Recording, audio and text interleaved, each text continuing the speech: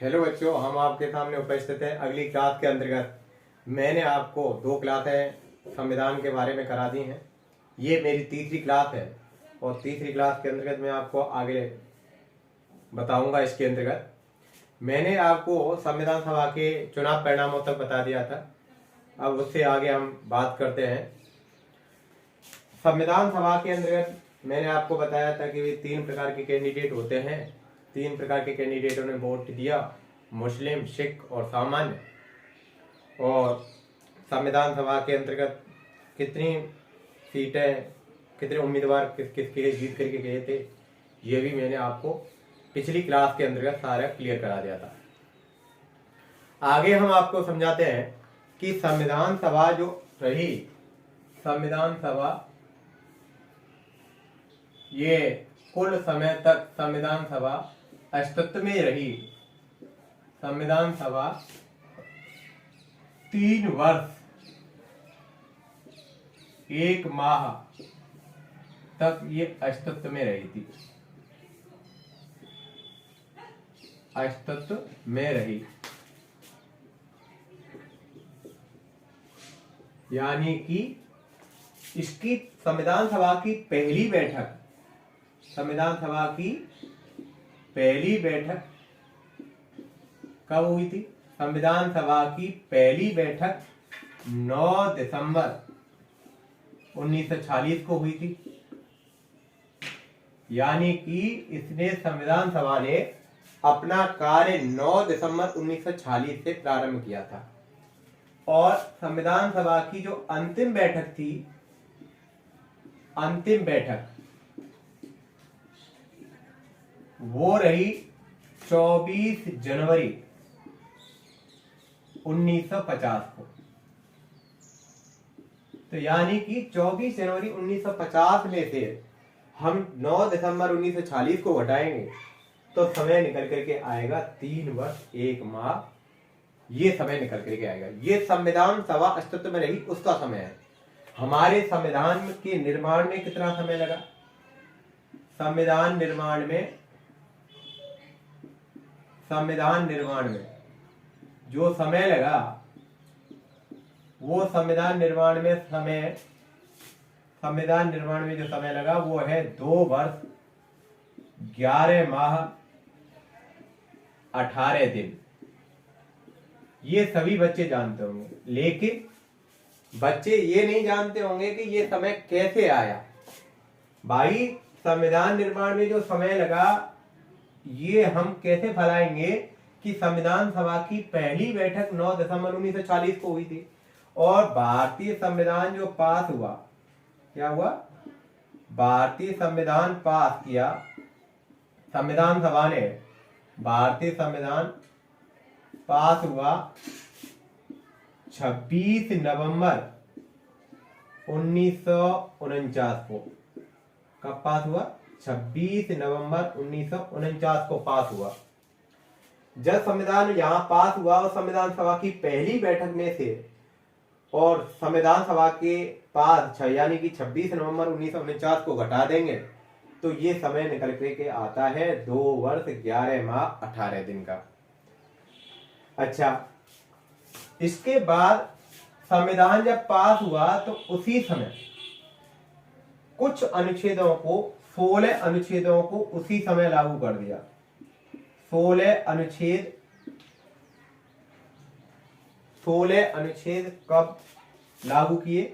16 अनुच्छेद लागू किए जब संविधान पास हुआ था। क्या हुआ था? 16 अनुच्छेद लागू हुए संविधान के पास होने पर। संविधान के पास होने पर तुरंत प्रभाव से लागू कर दिए। पास होने पर तुरंत लागू कर दिए।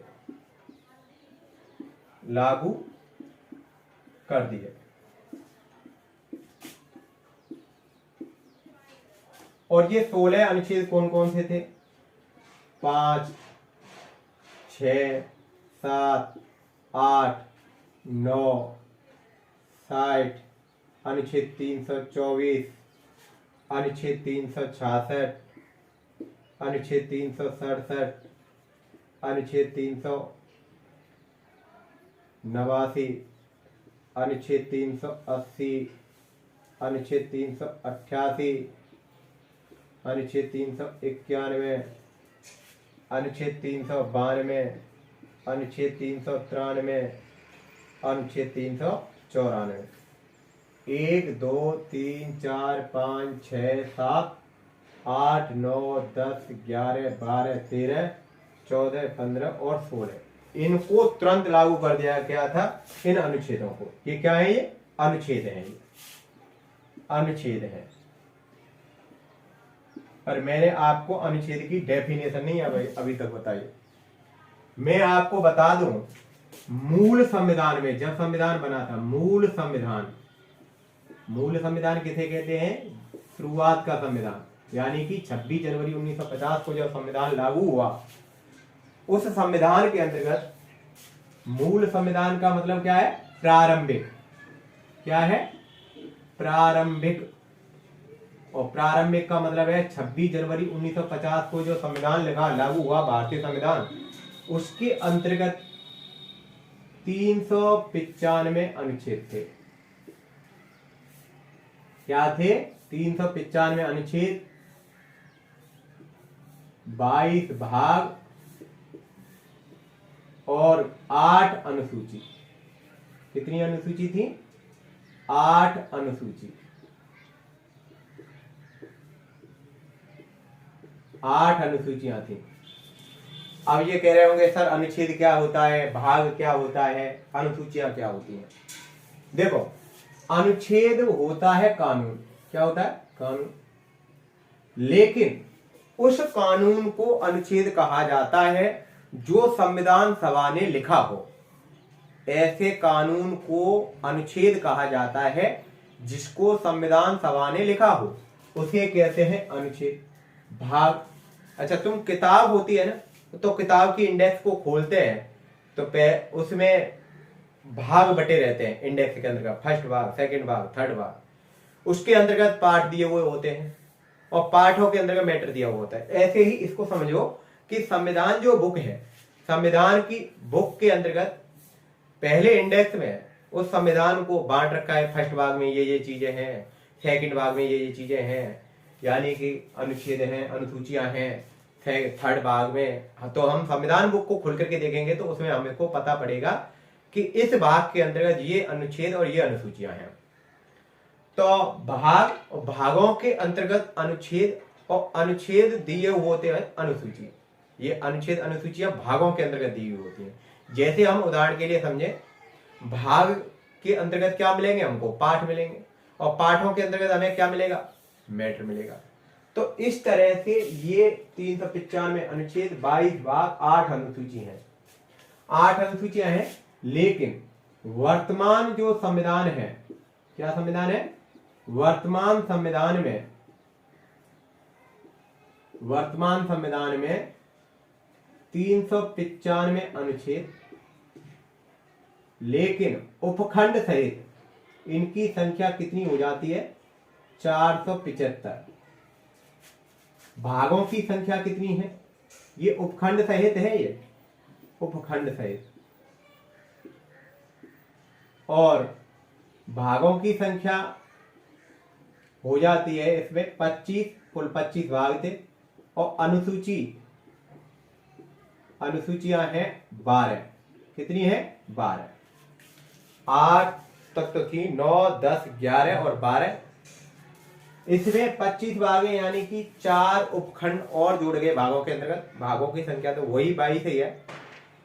इस तरह उपखंडों को मिलाकर के वैसे 22 और 4 26 होते हैं।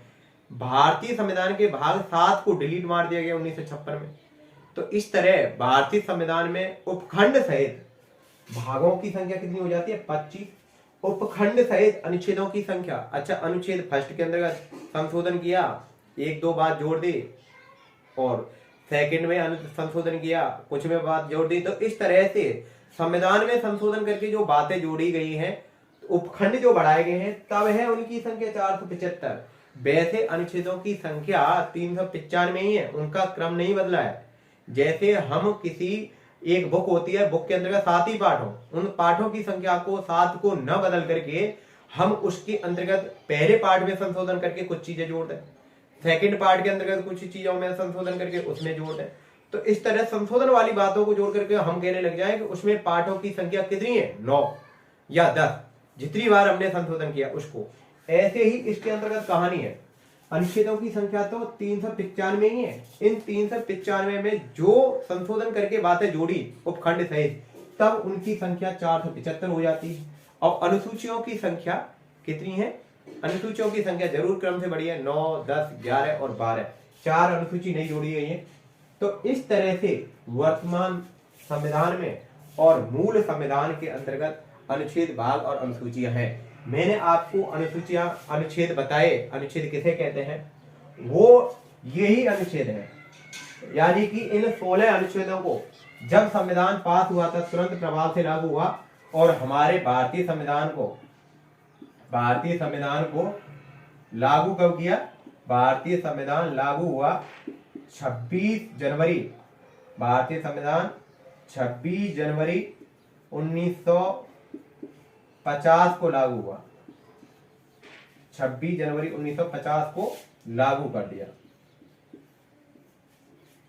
अब मैं आपको इसमें बताऊंगा कि संविधान के निर्माण में, भारतीय संविधान के निर्माण के लिए जो बैठक हुई, संविधान के निर्माण के लिए 12 बैठक हुई। कितनी बैठक हुई, संविधान निर्माण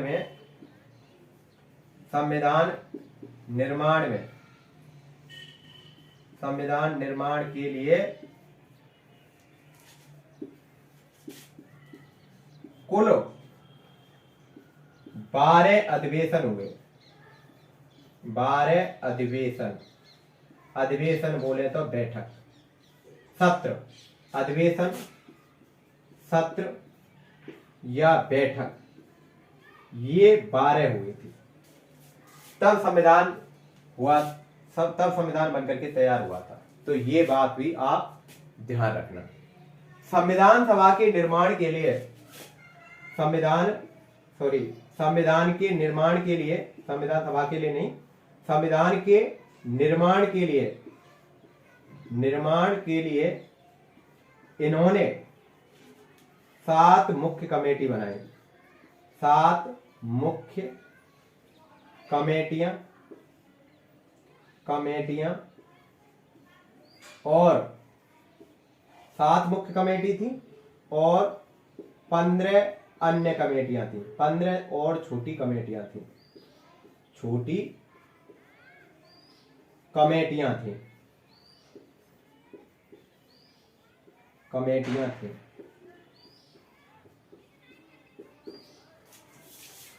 इनमें मुख्य कमेटी जो है वो है प्रारूप समिति।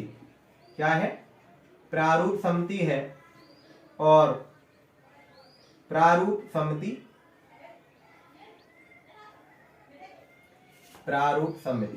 इस प्रारूप समिति के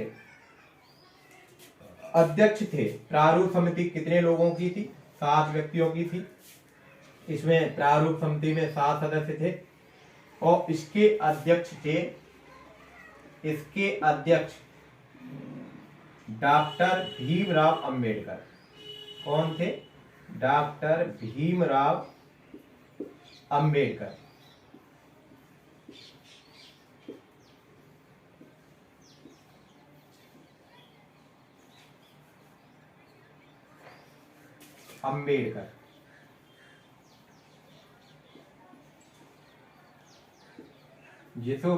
जिसको बोलते हैं शॉर्ट में BR अम्बेडकर, इसके अध्यक्ष थे।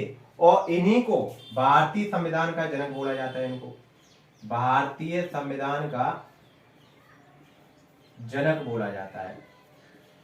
भारतीय संविधान का जनक, भारतीय संविधान के जनक कौन थे, ये थे। भारतीय संविधान के जनक कौन थे, डॉक्टर भीमराव अंबेडकर को माना जाता है भारतीय संविधान का जनक, क्योंकि प्रारूप बना करके इन्होंने ही दिया था। तो आपको ये वीडियो समझ में आई होगी। फिर मिलते हैं अगली क्लास के अंतर्गत। अगली क्लास में इससे आगे चलेंगे। अच्छा, मैं आपको बता दूं, हमारे चैनल का नाम है इंडिया जीके क्लासेज हार्दिक। YouTube पर जाना और YouTube पर ये सारे छोटे अक्षरों में लिखना इंडिया जीके क्लासेज हार्दिक, और इसके नीचे इस लोगो खुल जाएगा और मतलब यहां पर घंटी का सा चिन्ह आएगा, इसको सब्सक्राइब करना ताकि हमारे चैनल को मोटिवेशन मिल सके, मतलब हमारा चैनल ग्रोथ कर सके और हम आपके लिए जैसे ही वीडियो डालें तो आपके पास में नोटिफिकेशन पहुंच सके। तो मिलते हैं अगली वीडियो के अंतर्गत। आप लाइक करें, कमेंट करें, आपको क्लास अच्छी लग रही है तो भी कमेंट करके बताएं। मिलते हैं अगली क्लास में। जय हिंद, जय भारत।